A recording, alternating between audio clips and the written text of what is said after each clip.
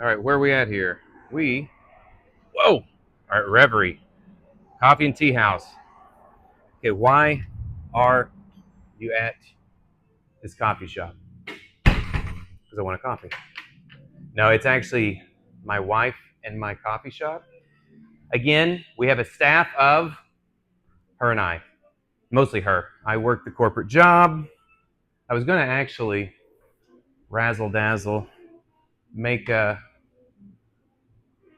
make a coffee and show you guys all my talents, but I only make like one beverage, so I won't do that. The farmers market thing. Uh-oh. Oh, we got some sad potatoes. Kind of offshooting that. Okay, why am I in a coffee shop? Very quickly. It's mostly going back to that notion of not being on what they call the bandwagon effect, which means you do pretty much what everyone else does or what they say to do. And this, isn't that exciting? Used to be a little art gallery down here that we had a different set of quarterly artists. And now it is just extra seating because during COVID, they got real weird on how many people could stop by, listen to some music. Okay, maybe not. Playing that 2 seconds probably get me banned from YouTube. It's Friday. Corporate all day, tired of it. It's life, pays well. Still have to work some more tonight from some reports or something that need to be done. It's fine. What does that have to do on this video? Two things. The bandwagon effect, and that means everyone looks at retirement in a different way, and you don't have to. The other one is being kind of like that baby Gen X, like barely Gen X. I'm 47. With the goal next June, I'll be 48 by then, and I hang them up. And people are like, "Oh, you can't do that. You're making good money at that job. Just keep doing it." Again, bandwagon effect. Why? Well, because everybody else does it. You and I are not everyone else. So I think that what I'm hoping, if anything, on this little journey I'm doing is hopefully it will work really well. Like I said, I'm doing it more of just kind of as a diary for myself, but hopefully it'll also encourage others, I don't know, just to kind of do their thing. I mean, my buddy I just got off the phone with is, he's a little older than me, but he kind of did the same thing at 56. And he just said, dude, I can't teach anymore. I'm burnt out. I'm moving to the Philippines with my wife. And he did. Not all perfect, but they're doing it.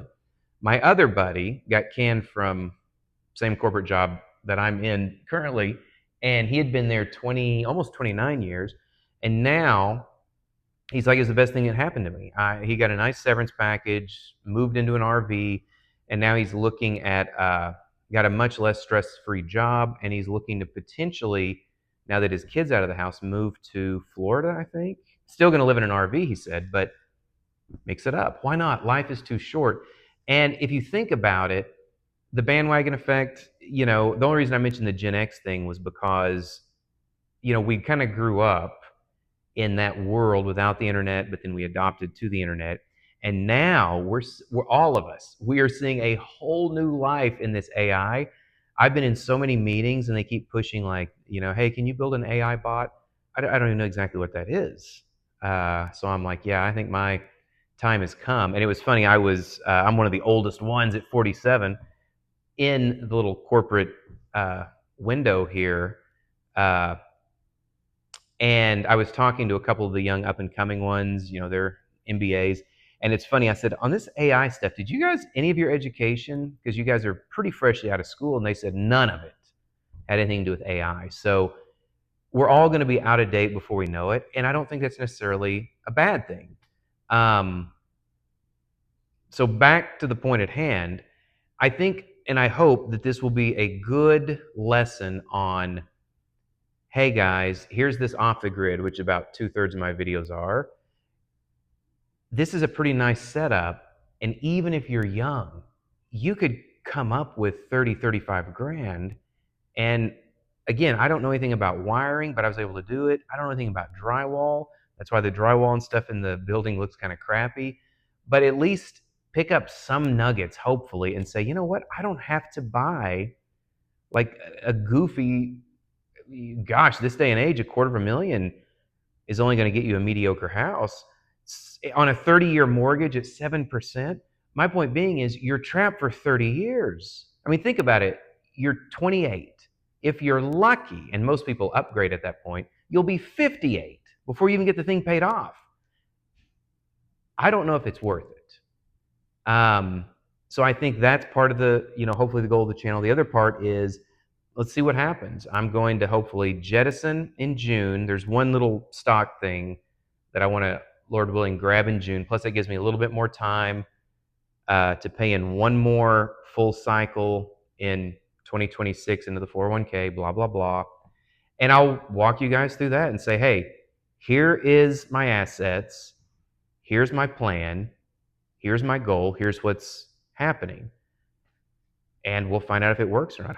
My goal is hopefully during the summer, figure things out, chill with the family,